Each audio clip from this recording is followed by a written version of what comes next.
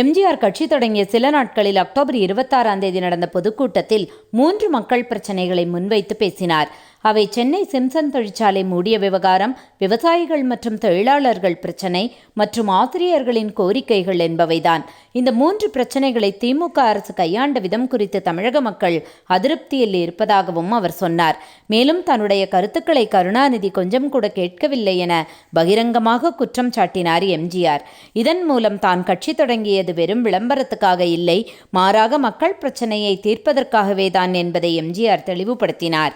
தன்னை கேள்வி கேட்கும் எதிர்க்கட்சிகளிடம் தங்கள் கட்சியின் கொள்கை மதசார்பற்ற சமதர்ம சமூகத்தை உருவாக்க பாடுபடும் என்றும் விவசாயிகள் மற்றும் நடுத்தர குடும்பங்களின் நலனை மேம்படுத்துவதாக இருக்கும் என்றும் மேலும் எல்லாவிதமான சமூக தீமைகளையும் ஒழிக்க பாடுபடும் என்றும் வன்முறை, ஊழல், ஜாதி மத பிளவுகள் ஆகியவற்றுக்கு எதிராக பாடுபடுவோம் என்றும் எம்ஜிஆர்